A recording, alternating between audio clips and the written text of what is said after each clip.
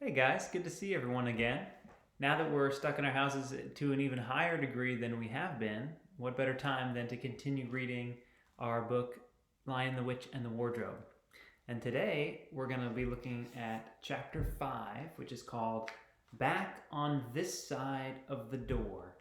And there's a picture of an older man we're going to meet there, and a couple of the kids we've already met. I think it's Lucy and Edmund, but I'm not so sure. We'll find out as we read. Chapter 5. Because the game of hide and seek was still going on, it took Edmund and Lucy some time to find the others.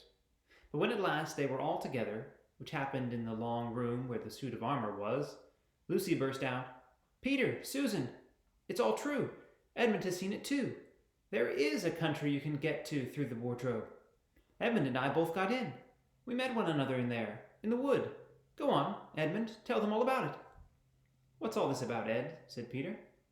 And now we come to one of the nastiest things in this story. Up to that moment, Edmund had been feeling sick and sulky and annoyed with Lucy for being right, but he hadn't made up his mind about what to do. When Peter suddenly asked him the question, he decided all at once to do the meanest and most spiteful thing he could think of. He decided to let Lucy down. "Tell us, Ed," said Susan. And Edmund gave a very superior look, as if he were far older than Lucy. There was really only a year's difference, and then a little snigger, and said, "Oh yes, Lucy and I have been playing, pretending that all her story about a country in the wardrobe is true, just for fun, of course. There's nothing there, really." Poor Lucy gave Edmund one look and rushed out of the room. Edmund, who was becoming a nastier person every minute, thought that he had scored a great success, and went on at once to say, "There she goes again. What's the matter with her? That's the worst young kids. They always—" "Look here," said Peter, turning on him savagely. "Shut up. You've been perfectly beastly to Lou ever since she started this nonsense about the wardrobe. And now you go playing games with her about it and setting her off again. I believe you did it simply out of spite." "But it's all nonsense," said Edmund, very taken aback. "Of course it's all nonsense," said Peter. "That's just the point. Lou was perfectly all right when we left home, but since we've been down here, she seems to be either going queer in the head or else turning into a most frightful liar. But whichever it is, what good do you think you'll do by jeering and nagging at her one day and encouraging her the next?" I thought," said Edmund, but he couldn't think of anything to say. You didn't think anything at all," said Peter. "It's just spite. You've always liked being ghastly and beastly to anyone smaller than yourself. You've seen that at school before now. We've seen that at school before now." "Do stop it," said Susan. "It won't make things any better having a row between you two. Let's go and find Lucy."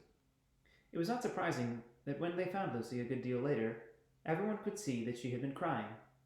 Nothing they could say to her made any difference.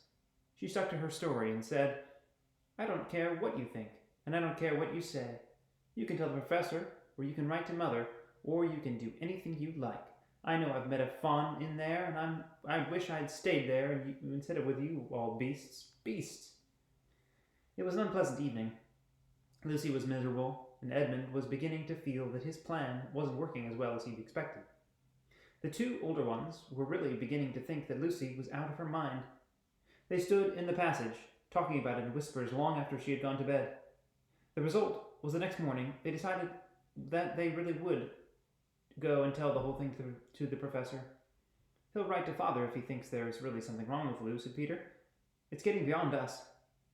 So they went and knocked at the study door, and the professor said, "Come in," and got up and found chairs for them, and said he was quite at their disposal. Then he sat listening to them with the tips of his fingers pressed together, and never interrupting till they had finished the whole story. After that he said nothing for quite a long time. Then he cleared his throat and said the last thing either of them expected. "How do you know," he said, "that your sister's story is not true?" "Oh, but—" began Susan, and then stopped. Anyone could see from the old man's face that he was perfectly serious. Then Susan pulled herself together and said, "But Edmund said they were only pretending." "That is a point," said the professor, "which certainly deserves consideration. Very careful consideration. For instance, if you will excuse me for asking the question, does your experience lead you to regard your brother or your sister as more reliable? I mean, which is more truthful?" "That's just the funny thing about it, sir," said Peter. Up till now I'd have said Lucy every time. And what do you think, my dear? Said the professor, turning to Susan. Well, said Susan, in general I'd say the name the same as Peter, but this couldn't be true. All this about the wood and the fawn.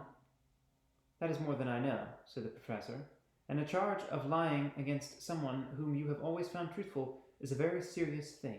A very serious thing indeed. We were afraid it might have been lying, said Susan. We thought there might be something wrong with Lucy. Madness, you mean, said the professor quite coolly. Oh, you can make your minds easy about that. One has only to look at her and talk to her and see that she is not mad. But then, said Susan, and stopped.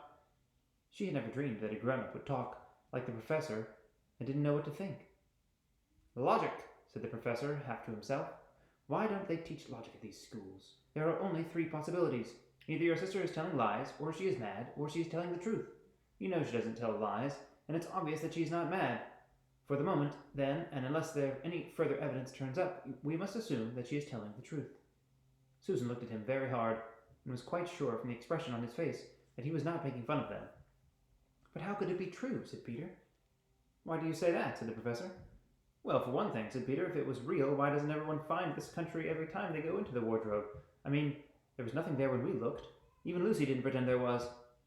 What has that to do with it? Said the professor. Well, sir, if things are real, they're there all the time. Are they? Said the professor. And Peter did not know quite what to say. But there was no time, said Lucy. Lucy had no time to have gone anywhere. Even if there was such a place, she came running after us the very moment we were out of the room. It was less than a minute, and she pretended to have been away for hours. That is the very thing that makes her story so likely to be true, said the professor. If there really is a door in this house that leads to some other world, and I should warn you that this is a very strange house, and even I know very little of it, if, I say, she had gone into another world, I should not be at all surprised to find that the other world had a separate time of its own, so that however long you stayed there, it would never take up any of our time. On the other hand, I don't think many girls of her age would invent that idea for themselves. If she had been pretending, she would have hidden for a reasonable time before coming out and telling her story. But do you really mean, sir, said Peter, that there could be other worlds, other places, just round the corner? Like that? Nothing is more probable, said the professor, taking off his spectacles and beginning to polish them. While he muttered to himself, I wonder what they do teach in these schools. But what are we to do? Said the professor. She felt that the conversation was beginning to get off the point. My dear young lady, said the professor, suddenly looking up with a very sharp expression at both of them, there is one plan which no one has yet suggested, and which is worth trying. We might all try. What's that? Said Susan. We might all try minding our own business, said he. And that was the end of the conversation. After this, things were a good deal better for Lucy. Peter saw to it that Edmund stopped jeering at her, and neither she nor anyone else felt inclined to talk about the wardrobe at all. It had become a rather alarming subject, and so for a time it looked as if all the adventures were coming to an end. But that was not to be. This house of the professor's, which even he knew so little about, was old and famous that people from all over England used to come and ask permission to see over it. It was the sort of house that is mentioned in guidebooks and even histories, and well, it might be, for all manner of stories were told about it, some of them even stranger than the one I am telling you. And when parties of sightseers arrived and asked to see the house, the professor always gave them permission, and Mrs. Macready, the housekeeper, showed them round, telling them about the pictures and the armor and the rare books in the library. Mrs. Macready was not fond of children, and did not like to be interrupted when she was telling visitors all the things she knew. She said to Susan and Peter almost on the first morning, along with a good many other instructions, and please remember you are to keep out of way whenever I am taking a party around the house. Just as if any of us would want to waste half a morning trailing around with a crowd of grown-ups, said Edmund, and the other 3 thought the same. That was how the adventures began for the 3rd time. A few mornings later, Peter and Edmund were looking at the suit of armor and wondering if they could take it to bits when the 2 girls rushed into the room and said, Look out! Here comes Mrs. Macready and a whole gang with her. Sharp's the word, said Peter, and all 4 made off through the door at the far end of the room. But when they got out into the green room and beyond it into the library, they suddenly heard voices ahead of them, and realized that Mrs. Macready must be bringing her party of sightseers up the back stairs, instead of up the front stairs as they had expected. And after that, whether it was that they lost their heads, or that Mrs. Macready was trying to catch them, or that some magic in the house had come to life and was chasing them into Narnia, they seemed to find themselves being followed everywhere, until at last Susan said, "Oh, bother these trippers! Here, let's go into the wardrobe till they have passed. No one will follow us in there."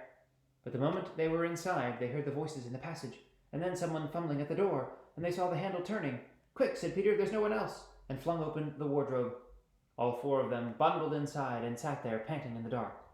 Peter held the door closed, but did not shut it, for of course he remembered, as every sensible person does, that you should never, never shut yourself in a wardrobe.